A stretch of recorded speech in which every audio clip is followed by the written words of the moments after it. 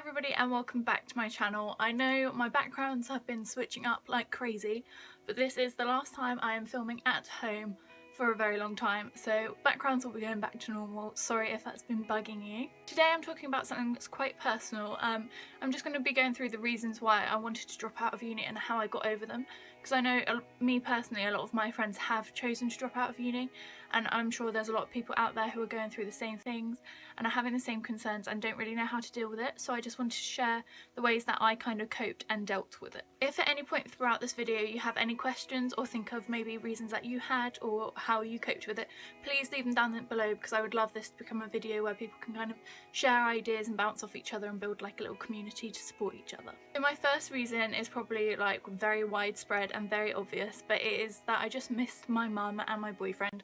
I think being in a long distance relationship definitely made it harder, but also the fact that me and my mum are so close. She's one of my best friends and I'm such a homebody. So I've kind of wanted to drop out around October time, because I had recently gone back home for actually my boyfriend's mum's birthday, but it was like a whole stretch. It was just before my birthday, it was her birthday, so it was everyone's like family, and it was just so fun. We went to Cornwall and had a really nice time, and that took about up a week, and I went back after my birthday because I would have only gone back for one day, so it didn't really make sense. And it was just quite a struggle to readjust back to being at uni, so that definitely made it tricky. I missed my mum so much, and as much as there was like Skype and calls and stuff, it's not really the same, especially with boyfriend. Like, you can't hug your boyfriend from 100 miles away, which makes it quite tricky. I think what made it worse as well was the fact that I only had 8 hours of lecture. I still do. I do events management, if none of you knew. And I didn't really get on with any of my flatmates. I lived in halls the first year, so I just got put in with some random people. And they were nice, like, in their own way, but we just didn't get on as a house at all. There were 2 people that I was quite friendly with, but it wasn't like anything substantial. It was just kind of like friendly. So that was really a shame, and it just meant that I felt really isolated, because I would go to uni for 2 hours Monday, Tuesday, Wednesday, Thursday, but for the rest of like 10 hours of your day I was in my room, like not really doing much. I had a job which helped, it got me out of the house, but it was a 0-hour contract, so it wasn't anything sustainable. So I just felt quite isolated and quite lonely, and obviously you can't call home 10 hours every day. I wish you could, but you can't. So that was another reason why I wanted to leave. And lastly was just my friends on the course. I had made 2 quite good friends, which are now like my best friends.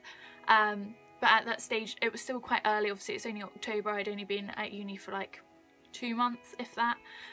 So it was still kind of finding your feet. We weren't like hanging out outside of uni, so again I just felt quite isolated, and I knew how much fun I could be having at home, like with my family and stuff, so it made it really tricky. Now onto the more positive side, because it was a really hard time. I was crying like most nights. I just wanted to go home. I was really struggling. So how I fixed it, because I'm still at uni now, I'm in my 2nd year, thank goodness. The first thing I did, as you can probably guess, was call my mum, because I was not happy and I wanted her opinion, because my mum went to uni and she did really well, so I thought, and she's a teacher, so I thought she'd be one of those people who's like, oh no, you have to like stay at uni, like get your grades and everything. But it was the complete opposite. I called her. She's very good at like taking a step back and looking at the situation, so she kind of talked me down, was like, calm down Amber, you're not dying, and was like, you're never trapped. If you want to leave you can leave, like it's a 2-hour drive, it's not that bad. Which she was so right. And then for some reason the fact that her saying like you can quit if you want to, I was like, I don't know if I want to, just because like child mentality would do the opposite of what your mum says. But then I called my boyfriend to get his opinion, and he said exactly the same. The one thing my mum did say, which I thought was quite important, was she was like, stick it out till Christmas, like you've only been there a month, you haven't got the full like feel for it yet. So I called my boyfriend and he said kind of the same thing. He was like, if you want to drop out, but don't do it for me, because that was the one thing I always said. People were always like, oh, don't you want to stay in Bournemouth to be with your boyfriend? I was like, no, are you joking? What happens if I went to university in Bournemouth and then 2 years down the line we break up? Yeah, I don't think it's gonna happen, but I would not want to be the person who like put myself on hold for a boy. That was just not me. So that didn't happen either. And then I emailed my tutor because, I mean, she's lovely. I think that's a really good thing to do, is email your tutor, because they've probably had 100 students go through the same thing and they'll probably have much better advice for you than I do. But I just emailed my tutor and we set up a meeting for like a couple of days time. And then I don't know what happened. I was like, right, I'm gonna sleep on it. I'll just see how I feel tomorrow. And I slept, and the next morning it was so pretty, so sunny, like the nicest day. And I was walking into uni and I was just like, my University of Greenwich is right on the Thames, the most beautiful building.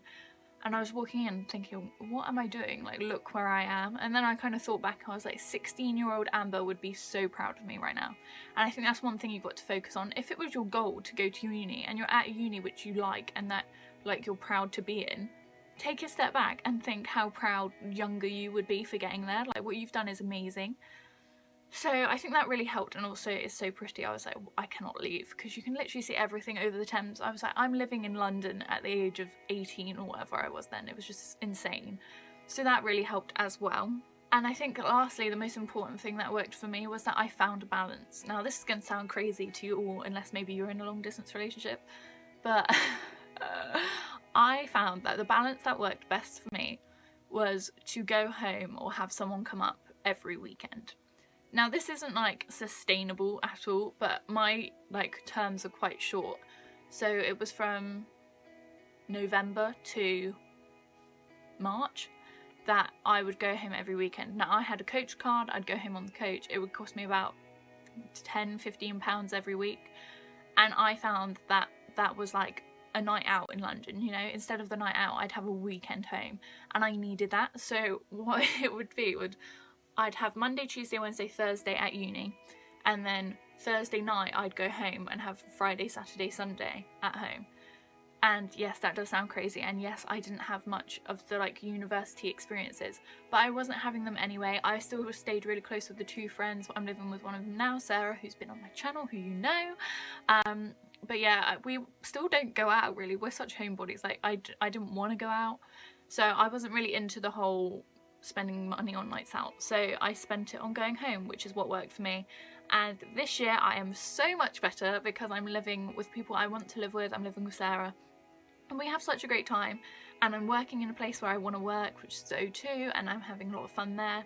So I'm actually going 2 or 3 weeks without going home or having someone come up, which is really good for me, really good, and I'm really proud. So just to like conclude that, if you're feeling like you miss your mum, you miss your boyfriend, you miss your friends, there's always the opportunity for them to come up and visit you, even if it's just like once. They've just come up once because you're like 5 hours away. It will make such a difference, because even if you plan it for like a month's time, you've got something to look forward to. That's another thing I did. I counted down the days till I could go home. I had a big A3, or maybe it was even A1, A2, I don't know, calendar, and I would cross off the days like till like the term was over, and it was just so satisfying. I still do it now because I'm like, oh, I'm doing so good. But yeah, if you miss people, don't forget there's always like the internet, and you can go and see them if you really want to, if that's a priority to you. I always feel like you can make time for the things that matter to you. Flatmates you can't really get around. If you're not like getting on with your flatmates, there's nothing you can really do about that except try. And sometimes you'll try 100 times like I did and get nowhere. But I feel in that instance you just kind of have to reach out. So if you've got friends that go to unis nearby, so if you're in London there's like 100 unis, so I'm sure you'll have someone that you, even if it's an acquaintance like that, you think you might get on better with than some of your flatmates. Or if there's people on your course, don't be afraid to invite them out. That's what I did. I made a real effort to try and meet up with people. So me and Sarah would go to the gym and I'd ask them to like come round and, I don't know, watch a movie and stuff, and it just broke up the isolation that I was feeling. Another good thing is to go to the library, because there's just more people there, so you won't feel as lonely. You're in a room full of bodies and you can start a conversation with someone if you feel like that's what you want to do. But I do feel like it is a waiting game. The biggest thing you can do is take a step back, evaluate your situation, and I just think if you are in the situation where it's making you incredibly unhappy, you've tried for a week or two, and it's just not improving after I've done all of the things that I've mentioned and more, then university isn't for you. Or if it's not the university that's not for you, it might just be that the location isn't for you and you should be somewhere close to home or where your friends are, because even though you don't want to limit yourself, if it's amazing uni, you obviously want to go there, you shouldn't like put yourself down. Or I don't know, university is supposed to be a time that you're supposed to enjoy. So if you're not enjoying it, try the best you can, and if it still doesn't work, try somewhere else. I hope this video has helped any of you out there considering dropping out of uni. I'm so happy that I didn't, but I'm also very lucky that I had the means to fix it and make myself feel comfortable. So hopefully some of my suggestions will help you and that you can relate to some of the things that I was feeling. But I can just say, from my experience, obviously it's going to be different for everyone, but I enjoy uni so much now, it's so worthwhile, and I'm so happy that I stuck with it. Thank you very much for watching. I post videos every Tuesday, and sometimes there's a cheeky one like on a Thursday or Friday, so if you hit the notification bell it will tell you when I post a cheeky second one. But please subscribe and like this video because it really supports my channel, and I will see you next week.